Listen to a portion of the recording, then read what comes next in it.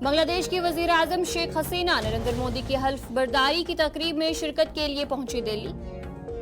श्रीनगर में खातून से चोरीशुदा 23 लाख रुपए बरामद। सांबा में बैनुल अक़वामी सरहद के करीब गोली लगने से मजदूर जाँ भाग।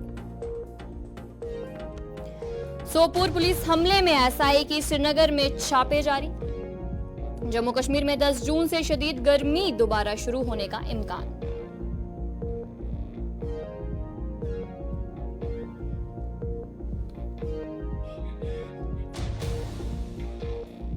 तो चलिए अब खबरें तफसील के साथ, जहां पर वजीर आजम नरेंद्र मोदी 9 जून को तीसरी बार वजीर आजम का हलफ लेंगे और इस सिलसिले में लगातार जो तैयारियां हैं वो देखने को मिल रही है। और इसी पर कहा जा रहा है कि बांग्लादेश के वजीर आजम शेख हसीना भी आज दिल्ली पहुंची है और वजीर आजम नरेंद्र मोदी की तकरीब हल्फ बर्दारी में वो शिरकत करेंगे। शेख हसीना का इस्तकबाल एयरपोर्ट पे किया गया। बांग्लादेश के वजीर आजम शेख हसीना 9 जून को नामजद वजीर आजम नरेंद्र मोदी की तकरीब में हल्फ बर्दारी में शिरकत करने के लिए दिल्ली पहुंची है। वजीर आजम नरेंद्र मोदी 9 जून शाम के 7 बजे के करीब मुसलसल तीसरी मुद्दत के लिए वजीर आजम का हल्फ लेंगे। बांग्लादेश के वजीर आजम शेख हसीना ने फनकारों की परफॉर्मेंस देखी जब वो वजीर आजम नरेंद्र मोदी की तकरीब हल्फ बर्दारी में शिरकत करने के लिए दिल्ली पहुंची। और कहा जा रहा है कि 9 जून को हल्फ जो है वजीर आजम नरेंद्र मोदी लेंगे। बीजेपी की जेर क़यादत एनडीए ने 18वीं लोकसभा इंतखाबात में 293 सीटें जीतकर जो है अक्सरियत हासिल की है, जबकि अपोजिशन इंडिया ब्लॉक ने 234 सीटें हासिल की है। नरेंद्र मोदी मुसलसल तीसरी मुद्दत के लिए वजीर आजम के तौर पर हल्फ लेंगे। और वहीं पर बांग्लादेश के वजीर आजम की बात करें, शेख हसीना जो है आज दिल्ली पहुंची और यहाँ पर कहा जा रहा है कि बाकी जो ममालिक है वहाँ के लोग भी यहाँ पर पहुँचे हैं और कहा जा रहा है कि 9 जून को शाम के 7 बजे के करीब जो है वज़ीर आज़म नरेंद्र मोदी जो है हल्फ लेंगे और जिसमें तकरीब में जो है 7 पड़ोसी ममालिक को दावत दी गई है और आज शेख हसीना दिल्ली पहुंची है और तकरीब में वो शिरकत होंगी।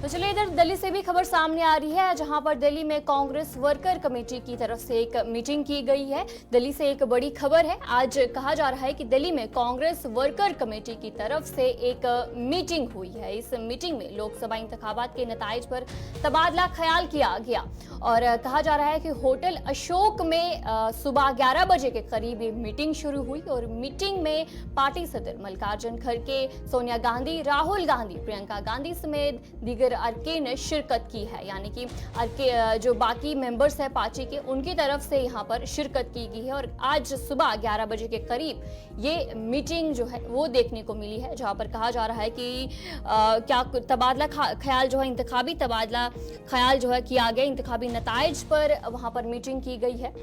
और इसके बाद कहा जा रहा है कि आज जो है कांग्रेस की तरफ से शाम को भी डिनर किया जाएगा और क्या कुछ जानकारी इस हवाले से भी आपको अपडेट करवाएंगे, जहां पर इस मीटिंग में मल्लिकार्जुन खड़गे, सोनिया गांधी, राहुल गांधी और प्रियंका गांधी यहां पर मौजूद रहे इस मीटिंग में और बाकी भी पार्टी मेंबर्स जो है इस मीटिंग में उन्होंने शिरकत की है।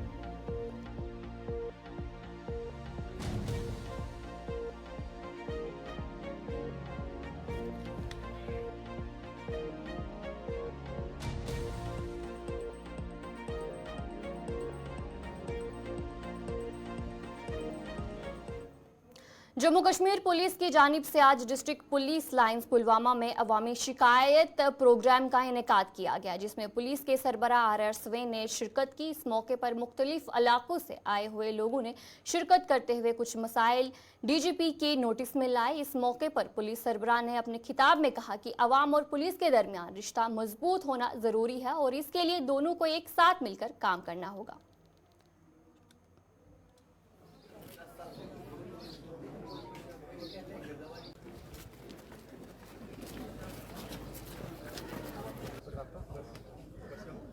मकसद ये होना चाहिए, निज़ाम कुछ भी हो, हमारा पुलिस ऐसी हो कि जो सच पर हो और इंसाफ देने के लिए हो और लोगों के साथ मिलकर काम करने वाले। और इससे हम मतलब बहुत ज़्यादा अंदरूनी कोशिश बिल्कुल कर रहे हैं, कोई कसर छोड़ना नहीं चाहते हैं।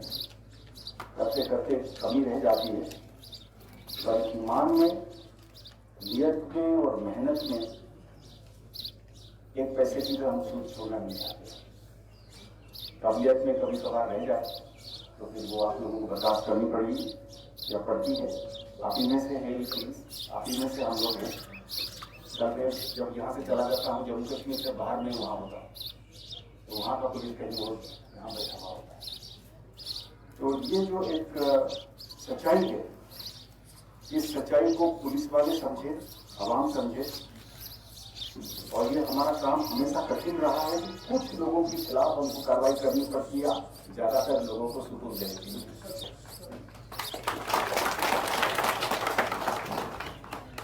हम ये कोशिश करेंगे कि जिन लोगों के खिलाफ हम काम करें वो असल गुनहगार हो, और बेगुनाह या कम गुनहगार को ज्यादा गुनहगार करना, इससे हम बचें।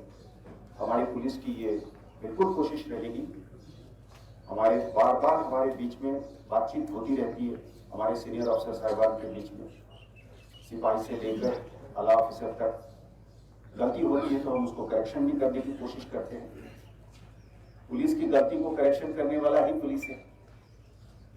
और ये जो कोशिश है, इस कोशिश में आपकी साथ और आपकी आशीर्वाद और जो अच्छे लोग हैं उसमें उनके रहनुमाई हमेशा हमेशा जरूर। आज डीसी बडगाम ने डिस्ट्रिक्ट अस्पताल में ऑक्सीजन प्लांट का इफ्तिताह किया। बडगाम डिस्ट्रिक्ट अस्पताल में ऑक्सीजन प्लांट ना होने की वजह से मरीजों को काफी मुश्किलात का सामना करना पड़ता था। इस मौके पर डीसी बडगाम अक्षय लाबरू ने कहा कि बडगाम में जल्द ही डिस्ट्रिक्ट अस्पताल का भी काम शुरू किया जाएगा।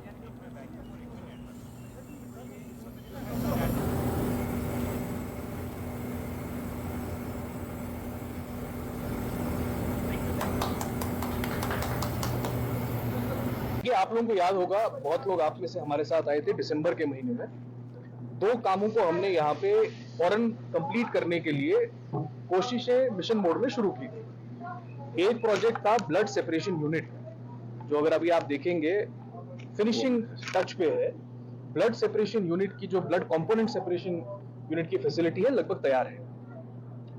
आज दूसरा हमारा जो प्रोजेक्ट हमने आज इनॉग्रेट किया है वो है स्पेशल डेडिकेटेड ऑक्सीजन प्लांट का विंग, जो डिस्ट्रिक्ट हॉस्पिटल की कैपेसिटी को ऑगमेंट करने के लिए बहुत जरूरी था।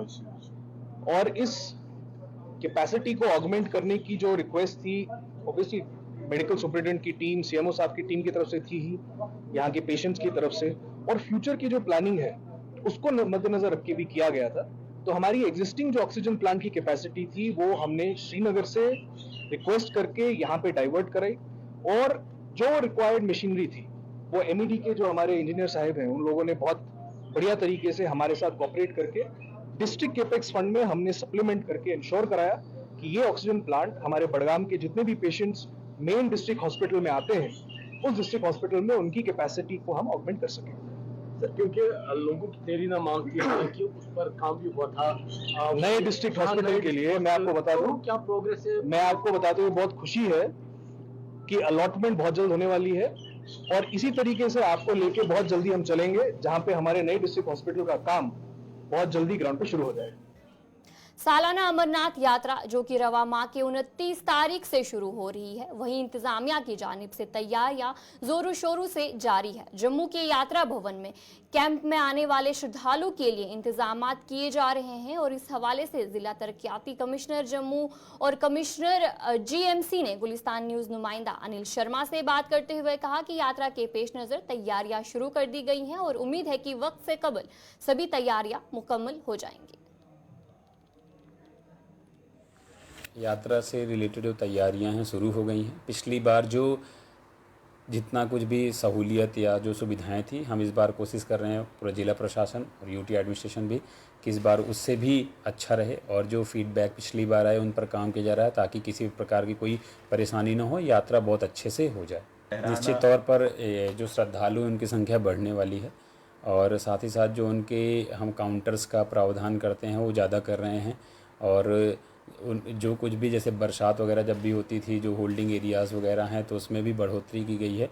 तो ऐसे सारे इंतजाम किए जा रहे हैं। और रही बात सिक्योरिटी की, तो सिक्योरिटी का तो पुख्ता इंतजाम किए जा रहे हैं। देखिएगा, जम्मू म्यूनसिपल कॉरपोरेशन द्वारा हर साल जो है वो सैनिटेशन की व्यवस्था जो है वो हमारी बाबा अमरनाथ यात्रा के लिए जो है वो श्री अमरनाथ जी यात्रा के लिए की जाती है। इस साल भी वो हमारी जो है वो वर्क स्टार्ट हो चुके हैं, जिसमें कि जहाँ पर अगर कहीं पर टॉयलेट रिपेयरमेंट का जहाँ पर भी लोग रुकते हैं, लॉजमेंट सेंटर्स हैं, तो उनका काम भी चल रहा है। उसके साथ ही prefab toilet Jammu municipal corporation द्वारा लगाए जाते हैं, वो वर्क हमारा स्टार्ट हो चुका है।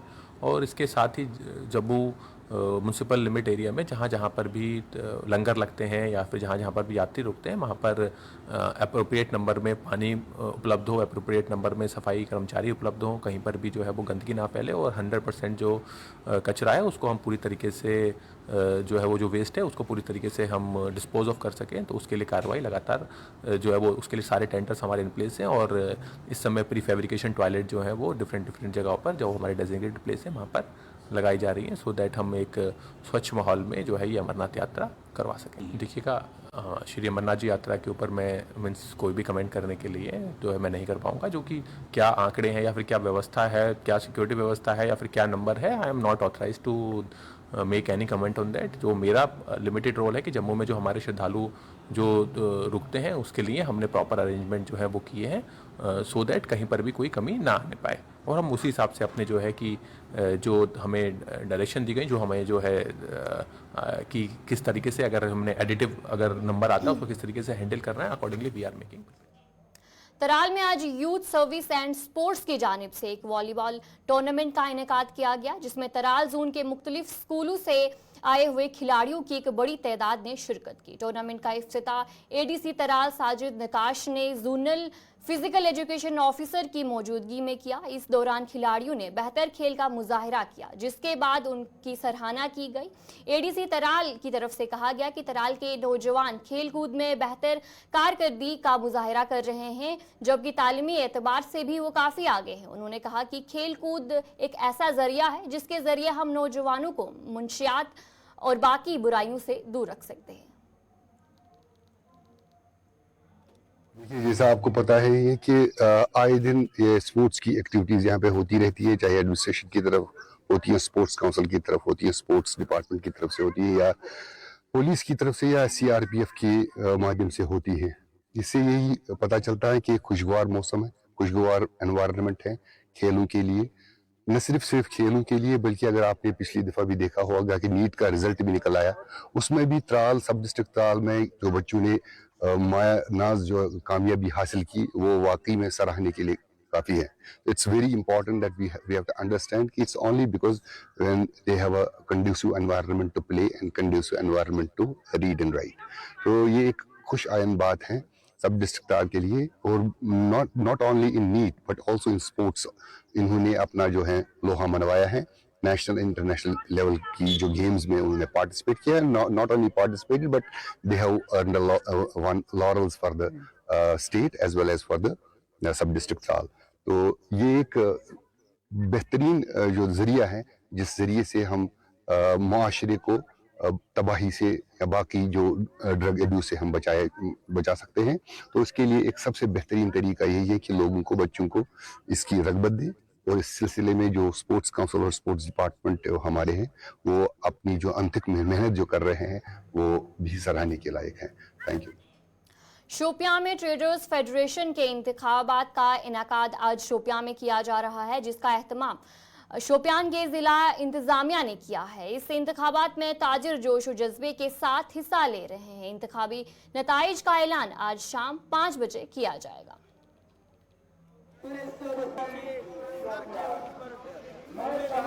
वाहिद बाड़ी होती है जो ट्रेडर्स के मसाइल देखती है, और ट्रेडर्स खुद अपनी बाड़ी बनाते हैं। बाड़ी बनाने के लिए इलेक्शन बहुत ज़रूरी होता है। मसाइल तो हल ही होते हैं। फेडरेशन इसीलिए बनती है कि जो हमारे ट्रेडर्स के मसाइल हैं उन मसाइल को हल किया जाए। हमारी कोशिश यही होती है। जब हमने मसाइल हल किए हैं तभी तो इस वक्त आज ट्रेडर बिल्कुल भरपूर हिस्सा ले रहे हैं। आप खुद देख रहे हैं, हज़ारों ट्रेडर्स, सैकड़ों ट्रेडर्स इस वक्त यहाँ पे हैं, हमारे साथ हैं। जब तक इनके मसाइल हल नहीं हुए किसी हद तक, तो तब तक ये क्यों अपना मेंबरशिप ले लें। हंदवाड़ा में आज माहौलियात के आलमी दिन के हवाले से एक रैली का इनेकाद किया गया। इस रैली में स्कूल के तुलबा ने अपने हाथों में प्ले कार्ड्स के जरिए आसपास के माहौल को साफ रखने और पॉलिथीन के इस्तेमाल से परहेज करने के पैगाम दिए। तुलबा ने लोगों को आगाह किया कि वो अपने आसपास के माहौल को साफ सुथरा रखें और ज्यादा से ज्यादा पौधे लगाएं ताकि माहौल को बेहतर बनाया जा सके। उन्होंने बाजारों में दुकानदारों को भी ये पैगाम दिया कि वो पॉलिथीन का इस्तेमाल ना करें। इस रैली में सोशल फॉरेस्ट्री डिपार्टमेंट के एहलकार भी मौजूद रहे।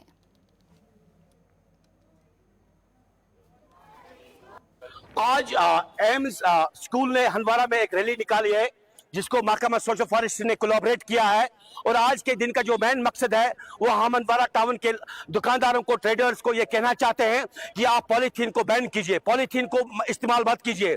ये सब लोग कहते हैं कि जब तक सरकारी सत्ता पे इस पे बैन होगा तब तक नामुमकिन है, लेकिन मैं कहता हूं कि अगर हम समाजी तौर पे इसका बाइकाट करेंगे, जो हमारा रवायती तरीकार है, हम पहले बाजार का रुख करते थे तो अपना थैला साथ उठाते थे और बाजार से हम शॉपिंग करते थे, वही तरीकेकार को हमें रिवाइव करना पड़ेगा ताकि हम हंदवाड़ा से पॉलीथीन को गायब कर सकेंगे।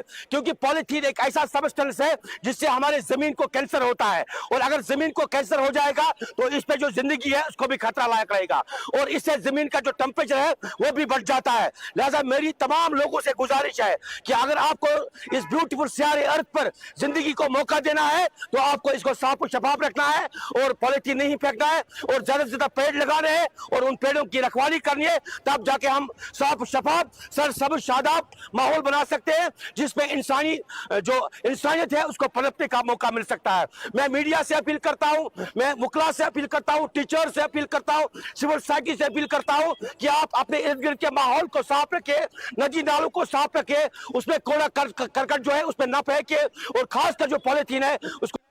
अस्सलाम वालेकुम एवरीवन, मेरा नाम बताइशा और मैं हंदवाड़ा लोकल से हूँ।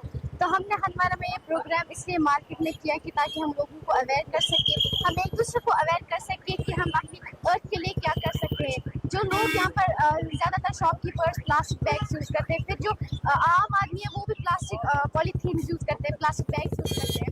तो हम एम्स हंदवाड़ा से फैब्रिक के बैग्स लेकर आए, हम शॉपकीपर्स को प्रोवाइड करें ताकि वो हमारी मदरलैंड अर्थ को बचा सके। हाँ, तो इससे जो हमारे माहौल है इसी पर बहुत ही अच्छा असर पड़ेगा। जो जैसे कि हम प्लास्टिक बैग्स को यूज़ करते थे तो उससे माहौलियाती तवाज़ुन जो बहुत बिगड़ता था और ग्लोबल वार्मिंग भी बहुत ज़्यादा।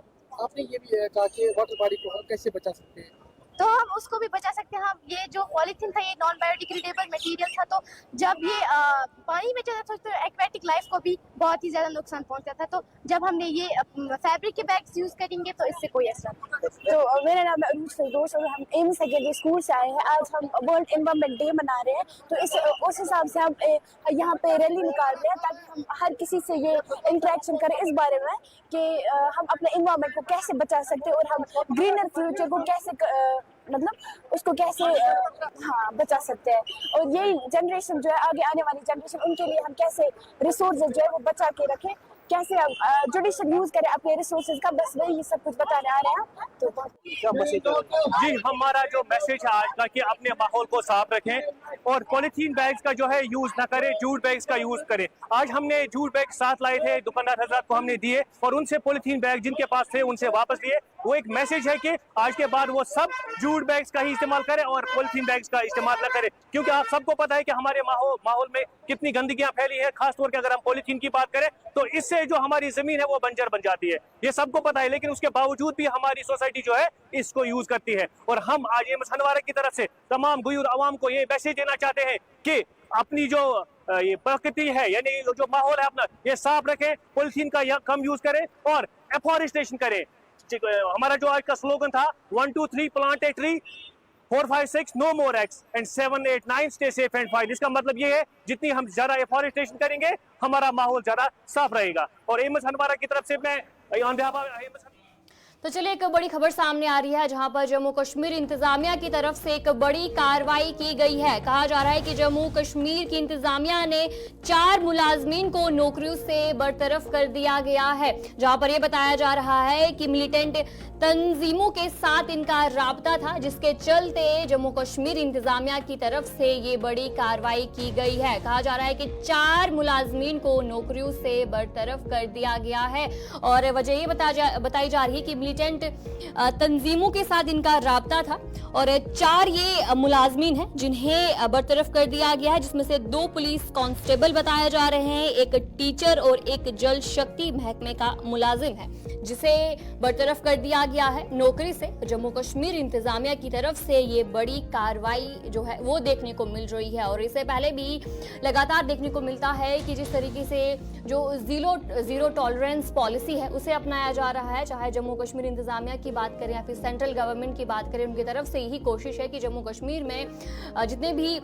लोग जो कि मिलिटेंट तंजीमों के साथ राब्ते में हैं, कहीं ना कहीं उन पर किस तरीके से कार्रवाई हो। और अभी भी देखने को मिला है कि अभी भी अलग अलग जगहों पर जो रेड है वो की जाती है और इसके चलते आज जो है जम्मू कश्मीर इंतजामिया की तरफ से बड़ी कार्रवाई की गई है। 4 मुलाजमीन को नौकरियों से बरतरफ कर दिया गया है।